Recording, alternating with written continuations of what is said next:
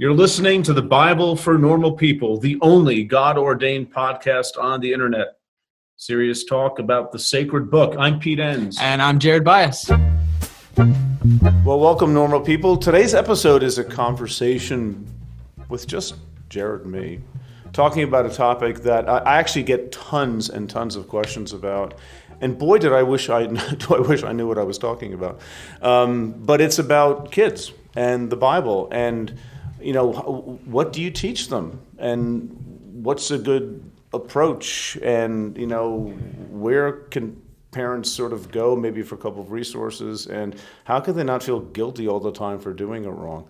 Not that we have, right, Jared? We don't have like the definitive answers to this. Believe me, I do not have the definitive answers. No, yeah, this is clearly an episode where we are riffing. I want to play press reset on my life and say, oh, I would do it this way now. But that's the question. You know, parents discover things about the Bible that's exciting to them, but they say, I feel like I can't like talk to my kids about this because it's like you know, I want to make sure they turn out to be good Christians. Right. Well, and it's also like I'll speak for me, grew up in a certain way that the Bible was taught to me. Mm-hmm. And as I grew, my faith has changed and it's evolved. But now I don't have an example or model really for how to approach it differently for my kids. Right. If I wanted to do that. Right. So, you know, we mentioned, I think this came from our previous episode with Richard Rohr, where he mentioned something about how to teach these kind of concepts about faith and stuff to our kids. So we thought it would be a good conversation for us to not have definitive answers with. Right. And we hope this isn't the last such conversation we'll have about this topic. And so if you're an expert out there on this, yeah, please let us know. And this is a cry for help, really. Help us. Well, let's get into this, shall we? Sounds good. All right.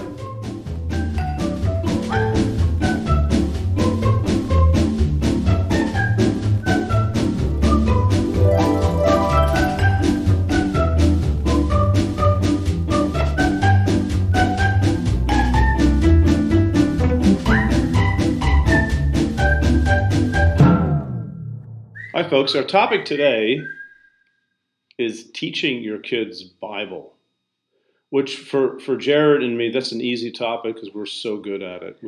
Oh, absolutely. My kids are just awesome. They've memorized the whole Bible. Yeah. They're pretty much perfect. Yeah. And, you know, by age 13, that's the only way. That's how they earn privilege to get out of the house, actually. Yeah, my kids were perfect until they turned 2 and then started falling apart. They had it memorized by 2. That's so impressive. But all kidding aside, see, this is a question that I get a lot and Jared gets as well. Like the stuff that we talk about exploring the Bible and not taking answers at face value, but maybe digging deeper and talking to others who think differently as a way of learning and even communing with God. That's great. And what can we do with our kids, though? And how can we teach our kids Bible? And I think that's a very vital question, and one that, again, is not always talked about as much as it is sort of assumed you're going to do certain kinds of things a certain way. Yeah, I think there's a lot. You know, one of the challenges is we go through our own journey of faith, and sometimes it's a struggle and it's a fight, and then we come out feeling refreshed and renewed and feeling pretty confident in a lot of things, and then we look back and realize we have kids that how do you parent through that? I mean, they haven't gone through those struggles. So the way I read the Bible now is so nuanced, and it's so informed by these concepts like suffering, and it's complicated. Right. And so what do I do with It's an adult book is what it is. That's right. Yeah. So how do we bring our kids up in such a way that they don't have to go through, for me at least, the pain of unlearning a bunch of things about how to read the Bible? Or maybe you just have to go through the pain of that. I don't know. You may have to. And the trouble is that this is a book written by Israelites and early Christians for adults that are theologically nuanced and difficult to understand in places and can't easily be boiled down to Bible stories. Yeah, I mean, my great example of that is, you know, reading Noah's Ark. And as a kid, like, it's the most universal story, and it's everywhere. Every doctor's office or dentist's office has little play sets of Noah's Ark. It has animals in it. Yeah, it's all animals. What they leave out, they don't include. Maybe it's sold separately, or the hundreds of people dying. like on the outside of the ark, right? That's a different set. And so like, but we miss, that a large part of the point of that is the death of all of these ungodly people Right. outside the boat. And so we grow up with this understanding of a biblical story that really, frankly, isn't that biblical in terms of what the point was being. What the point is. Yeah, what the point of the story is. So, how do we, what would you say? Do we just not teach our kids the story of Noah's Ark? Well, we had, when our kids were growing up, we had a wooden plaque in our house. It was about 3 feet wide and about a foot high. And it was this panoramic, almost cartoonish depiction of Noah's Ark. And it was sort of up in the hallway someplace. It's what parents do with kids. Here's a Bible thing. It's got animals. Put it up on the wall, right? And, looking at it, it has a little saying underneath it, God's promises never fail. Well, a couple things to that. That may be true, but that has nothing to do with the story. And also some psalmists would disagree. So, we're sort of setting up this little thing as a children's story that's nice, neat and packaged up. But I remember telling Sue once, I said, how about we just not have God's promises never fail, and underneath write, everybody dies. Right, exactly. By chapter 6, God's had it already, that there is no solution other than everybody has to die and we've got to start over. And what you have there is, in fact, is nuanced ancient theology about the divine realm, which isn't the last word in the Old Testament either. It keeps moving. So we're popping kids down who are very concrete thinkers into stories that are not concrete. They're actually very abstract. Right. So what do we do? And I mean, I say with all, honesty here, it's hard to know what to do. I mean, There's no plan of attack here. But I was involved with a curriculum a few years ago, which is an excellent curriculum, which is still sort of getting completed, called Telling God's Story. And what we decided to do was to sort of try to do it a little bit differently. So rather than taking a Bible story approach where you have, Jonah, or Noah, or the Exodus, or maybe the conquest, because boys like swords, and it gets them coming and showing up to church. Rather than doing that, sort of introduce kids not to the Bible, but introduce them to the Christian faith. Those aren't opposites, but they're not the same thing either. So in grades 1 through 4, you introduce them to who Jesus is, the way Jesus was introduced in the Gospels, which is, for example, through telling stories, parables, or, having conflicts with people. And why would Jesus have conflicts with these people? And, the hardest writing I've ever done in my life is explaining a Pharisee to a first grader, which took me like more editions than my dissertation, because and I don't mean like they're bad people that didn't like Jesus at all, but what is a Pharisee and why is this even happening in the Bible, right? And or just some of Jesus's teachings and birth and death and resurrection, sort of key things, so you get to know Jesus, and that's the tethering point, and you work out from that into other things. And then maybe in middle school you start getting into Israel's story. But even there, you're sort of careful of what are you going to foreground. You don't necessarily start in Genesis. Right. Because that's among the most abstract, difficult stuff to understand in the entire Bible. Genesis 1 to 11 is some of the most difficult stuff. You don't start there just because it's the beginning. You have to work up to understanding the theology there, and it helps understanding some other stuff first. But then you start dealing with maybe the narrative of the Old Testament, the story that it's telling from creation to exile. Like the big themes. The big themes and maybe the big characters and their significance. And then in high school, now you can get into difficult theological questions on a different level, like what's happening in the flood story really?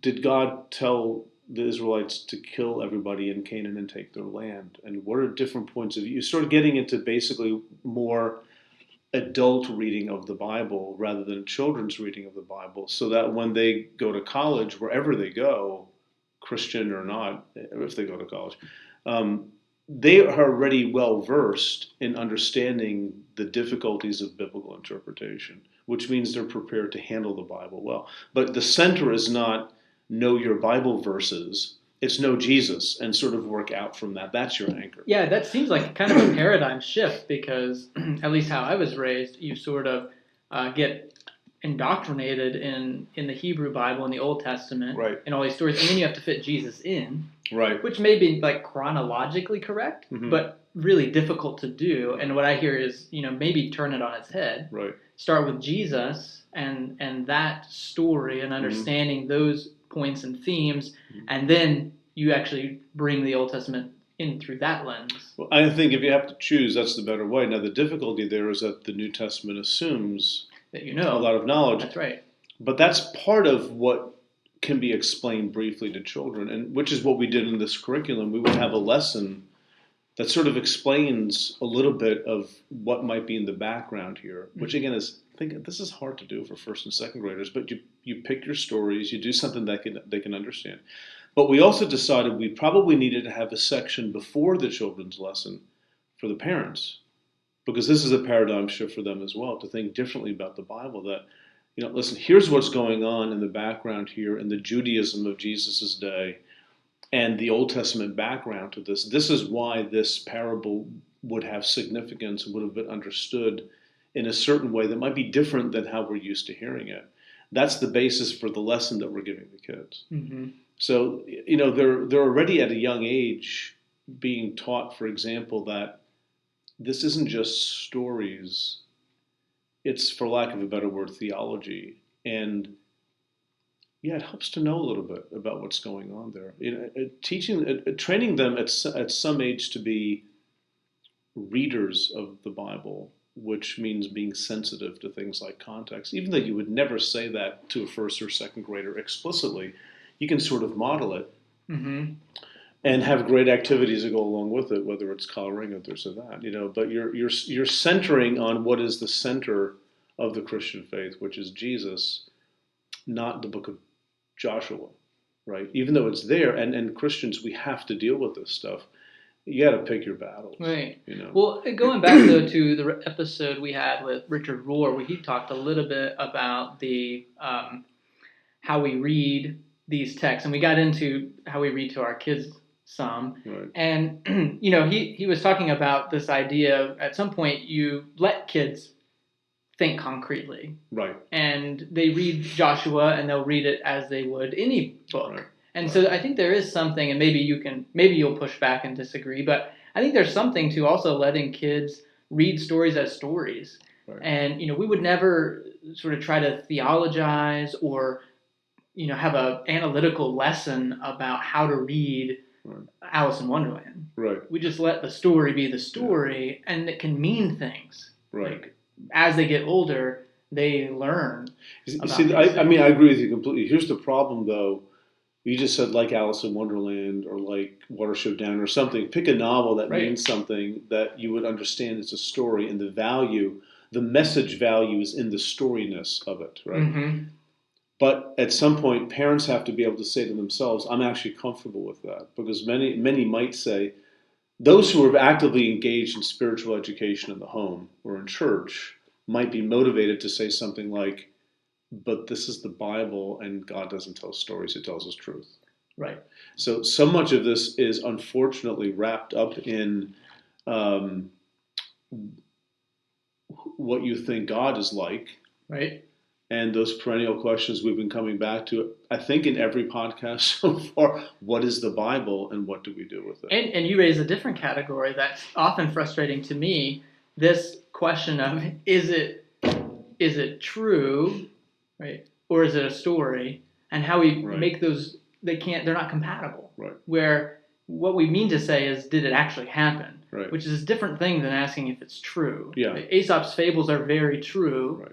That's why they've lasted for so many years, right. because they tell us truths about life. And so, so maybe it's some of what we're bringing to the text. I think that's definitely it. Not to be too simplistic, but the population in America that are most highly motivated to homeschool children for religious purposes or go to churches, to raise their children the right way, tend to be part of a more, I don't want to say literalistic, but more like truth is what happened. And the Bible is fundamentally a book that tells us what happened. Mm-hmm. And things like the four Gospels that differ significantly in places, or the two histories of Israel, it sort of throws in like Chronicles on the one hand, and then Samuel Kings on the other hand. These stories of the monarchy, they throw a wrench in the works of this. The Bible only tells historical truth. The story, you see, both Chronicles and Samuel Kings are true for their audience, for what they're trying to say. They do not say the same thing about Israel's history. They're both true. Are they both historical? They both have a historical impulse, but they're not giving you videotaped history. They're giving you a preacher's interpretation, so to speak, of history for the value of the people who are reading it. Right. And if you come at the Bible that way, how you present it to children, you might relax a little bit more. Like I have to make sure they're right doctrinally, or just maybe trust them to God and let them grow and be honest with their faith and be able to ask their questions. When kids feel like they can't, kids question all the time. Where did Cain get his wife from? Like, don't ask that question. I had this moment with my son Eric when he was 6, and we were reading the Garden of Eden story, and he got very exasperated with me because I was reading it. I kept going like I said, Eric, what's wrong? He goes, Dad, snakes can't talk, right? So that's an honest question that he asked, and at first I was rather alarmed that he would dare. I mean, I teach Old Testament. How dare you say that? And plus, God might be listening, so you might want to keep your voice down, right? But instead of encouraging that, saying, yeah, they actually don't. So what does it tell you about this? You don't have to believe this as something that happened in videotaped history. But what's the value? Why is this story being told this way? Otherwise, it's no different from, Saturday morning cartoons. They just don't have any, like, why bother? I don't believe in Scooby-Doo anymore. Why should I believe in a talking serpent? Right, right. Yeah, and to that, I think that's where, in particular, my wife with our kids, she gets frustrated when our kids ask that question. Like, we want to actually instill in our kids this sense of imagination that they're already not going to the text at that age and trying to sort of pick it apart and ask these questions, because that came from somewhere. That would even be the question that you would ask, like, well, snakes don't talk. Well, if you're in a world or a universe like Middle Earth, or these things where these things happen, well, sure they do, right? So expanding our imagination, I think that's the balance. I think for me, the literalist interpretation, or the focus on did this actually happen, in some ways is similar to a more scientific approach, where you're approaching it either way to sort of dissect it, rather than having an imagination and entering into that world and just kind of exploring that world. Well, I mean, it's not coincidental that the rise of the Bible has one historical meaning and European science sort of parallel. They arose at the same time after, like, the Reformation in Europe, and we're still very much struggling with that, and it comes out with what we're expecting of our kids, even, because kids do. I mean, ironically, kids are very concrete, right? So you don't want to get to, like, deep theological nuances about the flood story. Maybe just don't read it right now, But on the other hand, kids also have this instinctive attraction to stories and the value of stories that don't need to be explained. And to ask them, do you think this actually happened, about some story that means a lot to them? It's like they're not even asking that question. Right, they're introducing that category. Right. And not to say the Bible is just stories like Aesop's fables, but in places it is. That's just it. It's not things that you would see happening if you were there. There's no there to be at, And then you're preparing them for a lifetime, not just of exploring their faith, but of also thinking that maybe God's actually okay with this, and I'm not the only one exploring these kinds of questions. And to sort of set that at a young age is, I think, very important, but it takes wisdom to know how to implement it in the case of your children, because children are all different. That's why parenting is a hard job, and there's no script that tells you what to do. You just have to sort of figure it out. But if the intention is to raise joyful worshipers of God and not ones who are always afraid of making a misstep, and those are the kids who, like, get out of, those are the statistics. When they hit 15 or 16, they're done. Right. Yeah. because they see through it, Yeah. and it's like, I don't want to live this way, and I don't see the benefit of it. Yeah, were you able, when you were at a different phase, I think, in your faith journey when your kids were young. But one of the things that's been exciting for me has been able to introduce the concept, say, of two creation stories to the kids and not have it be a problem, but actually be really excited because of what Right. it can reveal to us. Yeah. Why was it written so differently than Samuel King's? And there's really fascinating things in kind of the warts, the nooks, the crannies, the differences of the text that actually make it richer as an experience, less flat. Right. And so being able to explain some of those things as they get older and have kind of light bulbs go off, or at least even just to see my excitement, that I'm not saying it as, as you said with Eric, like, shh, let's brush that under the rug, but to bring it out and to show a lot of animation and joy of this text we have and how complicated it is. And isn't that so fascinating that we have this together? Well, I mean, parallel to that, a similar outcome but a different path. One of my children just wanted very little to do with anything Christian because you sort of see through it. It's like, this doesn't explain my reality at all, right? Mm-hmm. But then later in life, being taught by people, not me, because my kids don't listen to me anyway, folks. By the way, why am I even talking about this like topic? Giving your I'm kids horrible. piano lessons, not going to happen. Yeah, right, exactly, or anything. So, but one of my kids, was being taught Bible by people who say, like, look at these contradictions in the gospel stories, right?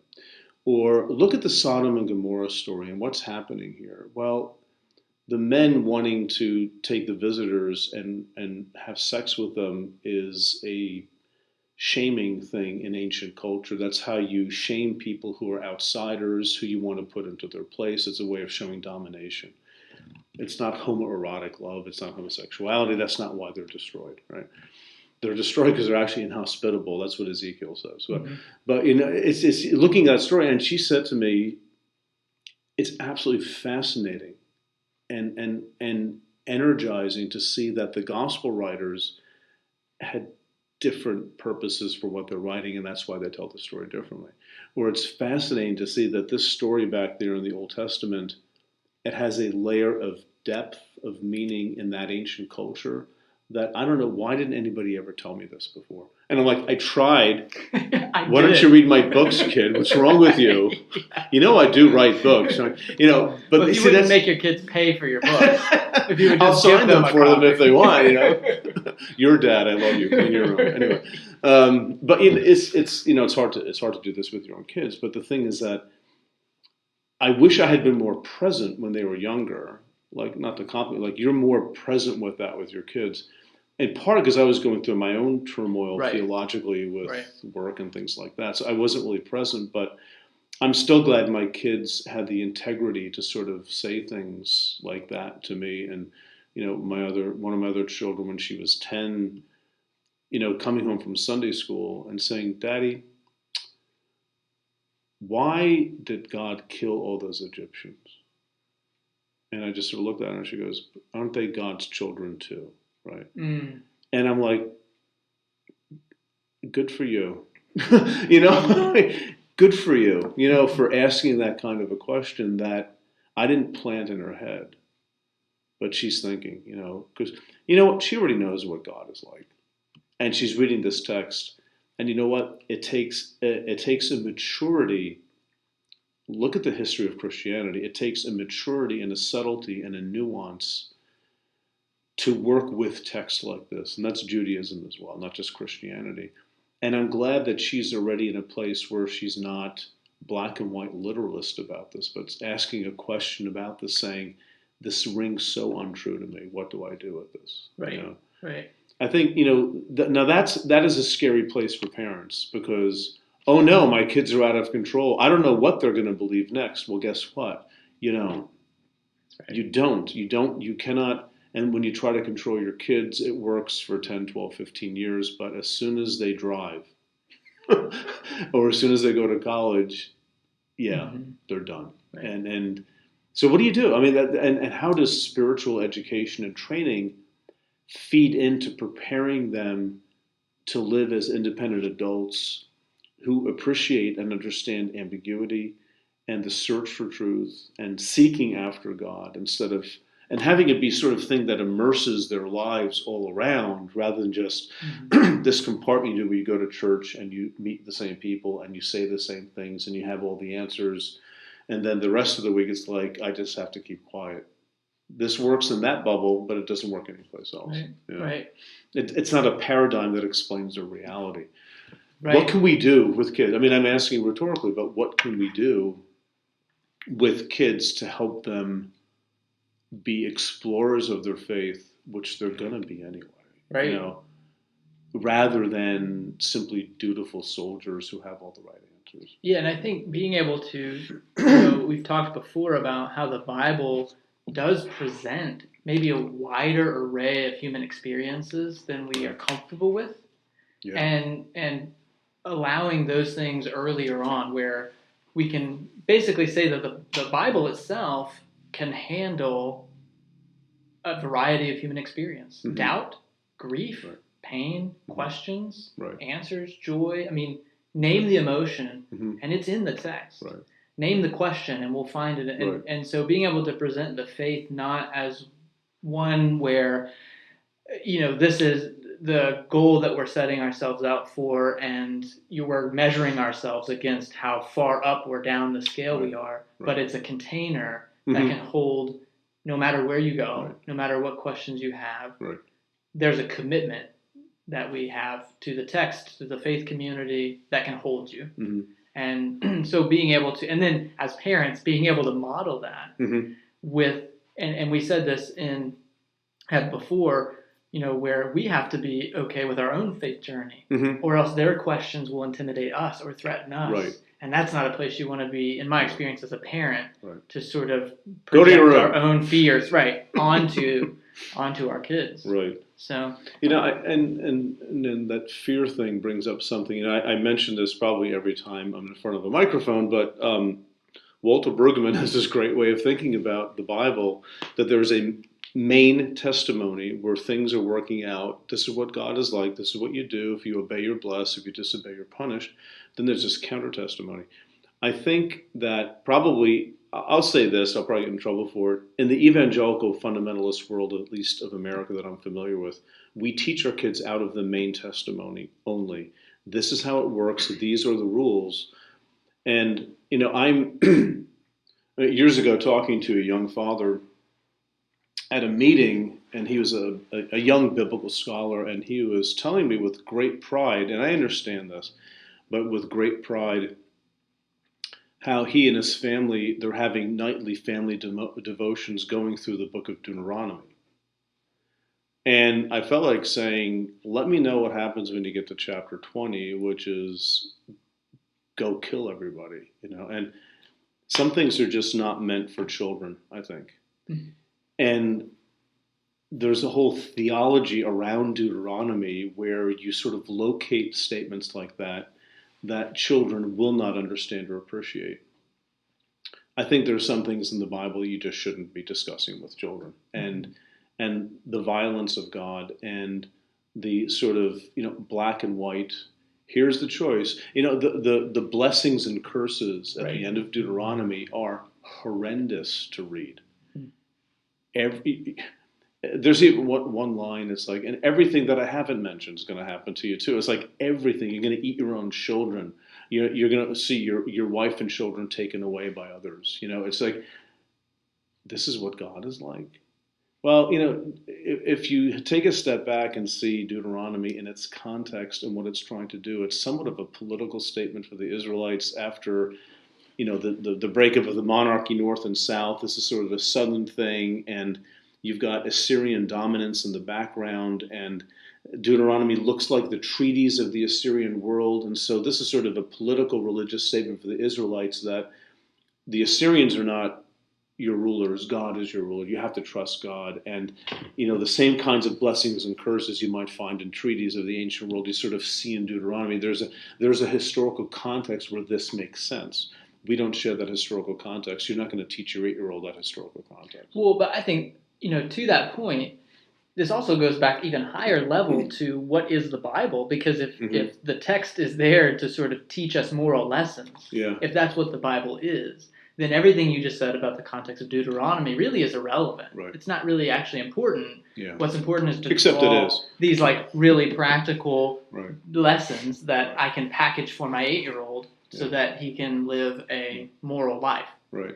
So, even going back to that question of what is the Bible is important before we even talk about how we talk to our kids about it. Exactly. And again, that's one of these subtle things that you can't expect every Christian who's raising their kids to have thought deeply theologically about the nature of Scripture, right? And that's why, materials might be helpful for some people, but I think more importantly is church contexts, where what are they actually teaching? And what is the faith that is being handed down from generation to generation? Is it a faith that is about fear, is about, God will get you, kids, if you don't do the right thing. Right. The disciplinarian, God's the vice principal. Or the drunk uncle who's going to be, slam on you. Deuteronomy really overdoes it. Just read chapters, 28, 29. It's like into 30, it's like, okay already. I have my students read that out loud in our Torah, in our Pentateuch class. It's like, enough of this already. It's like, well, we have to talk about why this is there. At that age, they can actually do that. We can talk about those nuances of the text. But young kids, But even that with the, you talked about Brueggemann's counter testimony. Like, so Deuteronomy has this very rigid kind of black and white. Right. If you do it well, you get these blessings. If you don't, you fail, you get these curses. But there are parts in the Bible where that is actually rejected. Yeah. And so being able, if it's like, okay, well, if you're going to teach your kids that, you might want to show this other side, this counter testimony. But that's more difficult and nuanced, and right. It's easier just to have the storybook, rule book mentality for kids than the subtle theological literature mentality. Right? Job is the example of that, where Job is suffering and his friends say, "What did you do to deserve it?" And Job says nothing, and Job winds up being right at the end of the book. But his friends aren't bad people. They're getting this from the tradition, which says, if you're faithful, if you worship God alone and not other gods, you will be blessed. If not, you will be cursed, right? And one of the curses in Deuteronomy is boils from head to toe, which is what Job has, right? So Job is experiencing covenant unfaithful curses, right? But he's saying, I didn't do anything. So his friends are somewhat justified biblically. They're reading the main testimony, right?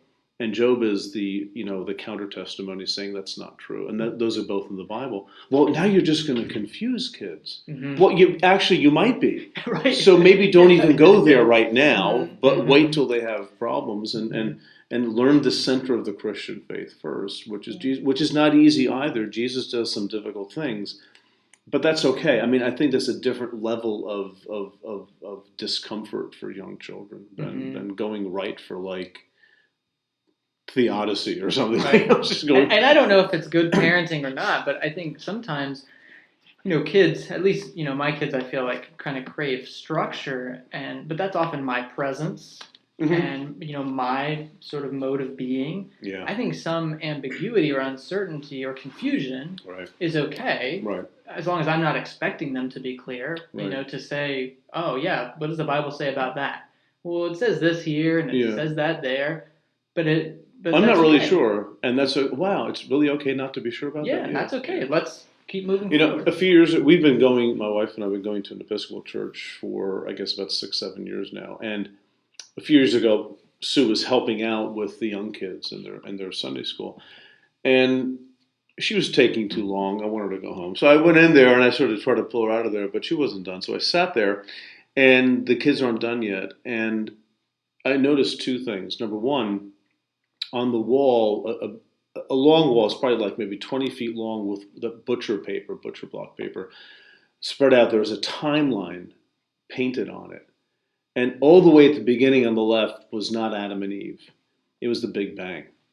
And so they go on and like further down they have cavemen and blah, blah, blah. And then all of a sudden later you get to like Abraham and way down the line. So I found that interesting. Like, you would never see that in evangelical churches, but here it's like it's a different mentality because the Bible doesn't perform the same kind of function. It's not expected to do the same things.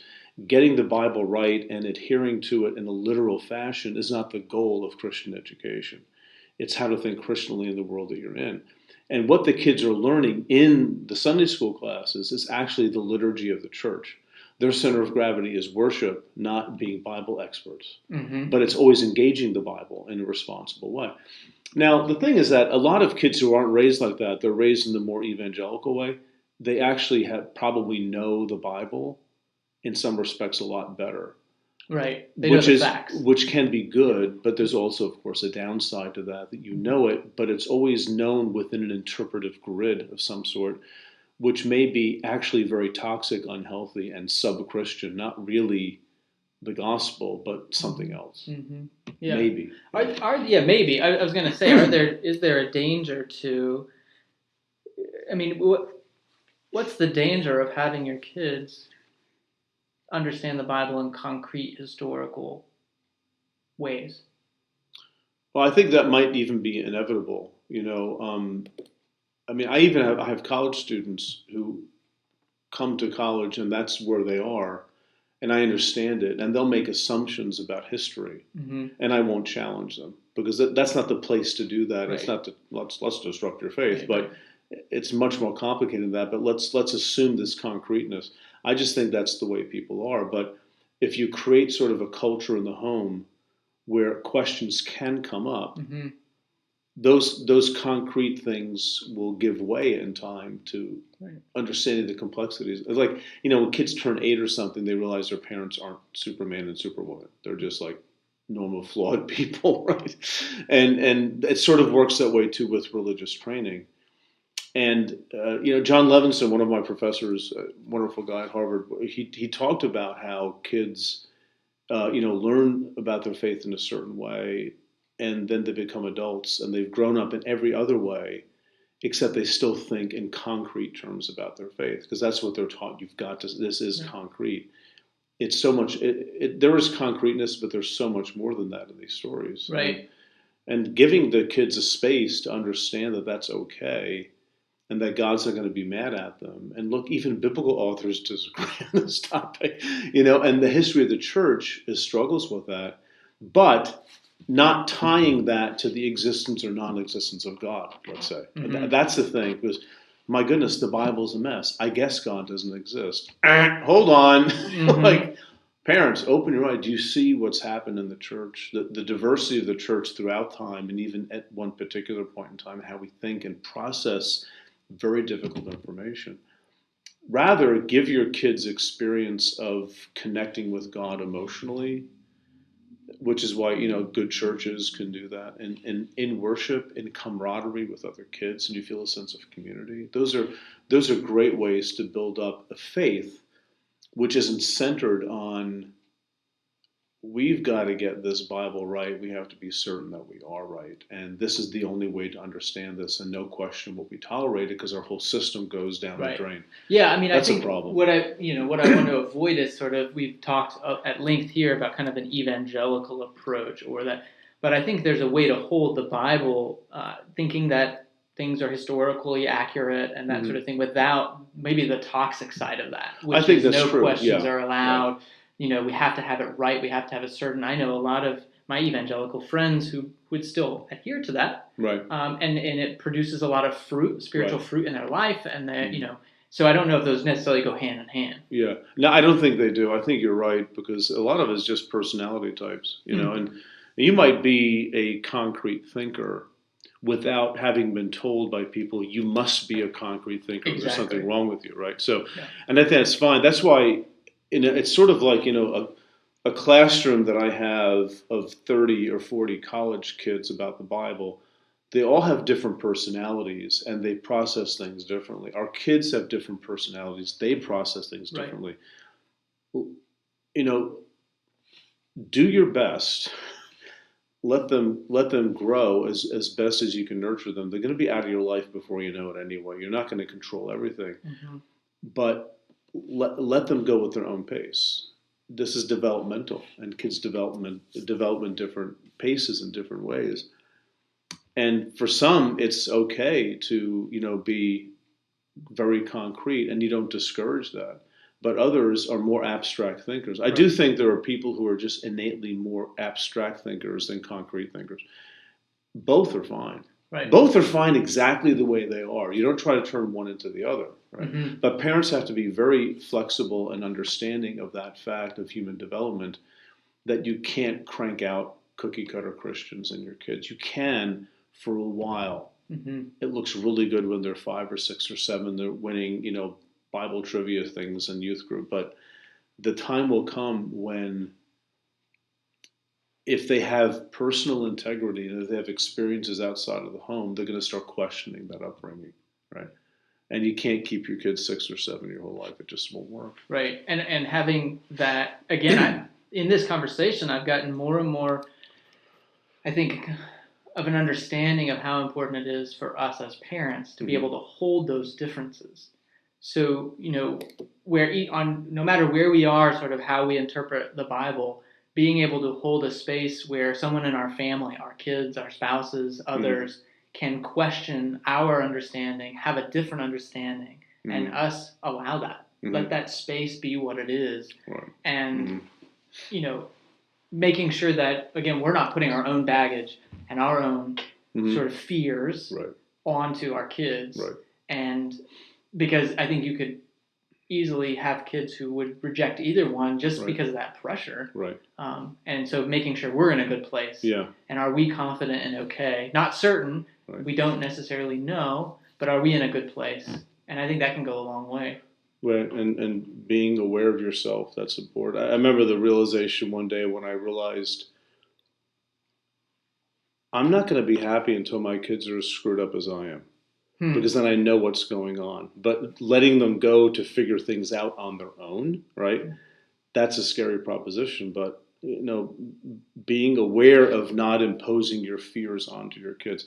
I mean, that's one reason why parenting is so hard. It's knowing yourself also while you're raising your kids. And you have such a short time with them. And sometimes I think, like, a parent's duty is to prepare their kids to make it through midlife.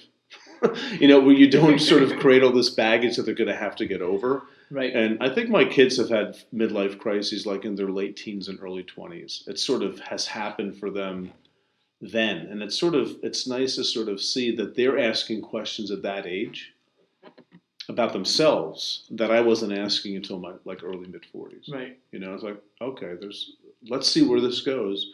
Where's it going to go? Aren't you worried? I have no idea where it's going to go. I can't be worried. That's not my job at this point. So, and that's, you just, I guess you have to trust God at some point with your kids. I really think it comes down to that you entrust them. You do the best that you can. You're always looking into yourself to see, how am I doing? Is this a good thing? What's motivating me? Why am I so afraid right now? Right. And what is actually frightening me? Is it that God will zap my child, right? For not getting the right answer on a theology quiz or something, for asking that question you shouldn't ask. Okay, what kind of a God do you believe in at this point, right? Right. But speaking from experience, rarely do we as parents stop and ask those kinds of questions. And those that do, I think, are much, much better off. So how do you teach your kids Bible? It actually starts with you and knowing yourself and who you are and what motivates you and what you're afraid of and what brings you joy, and at some point letting go of your kids, which you have to do from the moment they're born, little by little. And the act of trusting God with your children is very difficult, but it's like without that, then fear dominates and you do all sorts of things to screw your kids up, which they'll usually recover from. Yeah, and very with a good medical plan, at least. One of the things you said very practically, too, that I think I'll end with is starting with Jesus. And, we've been attending a Mennonite congregation, and it's been very refreshing for us to see that approach where they begin with Jesus. And that's sort of the filter now through which we will read the Old Testament. We read Joshua. We read it through the lens of the life of Jesus, the themes in Jesus's life in the Gospels. And that really makes a difference, I think, for how our kids understand their faith. That's an Anabaptist approach, and not a neo-Calvinist or Southern Baptist approach. I don't mean that in a maligning sort of way, but there are more biblicistic traditions where all the Bible sort of has this equal ultimacy sort of thing. And there's more pressure there, but if your center of gravity is learning about who Jesus is, I think that corrects a lot of the problems, in my opinion. Thanks for listening, everyone. And just remember, Telling God's Story, a curriculum that is out there that's being built that you might find very, very hopeful. And again, thank you for listening. It's a privilege. And, we don't take lightly the opportunity we have to speak into some of your lives about, especially a very important topic like our kids. Absolutely. Well, thanks again, everyone. We hope you join us next time for our episode with Old Testament scholar Mark Brettler.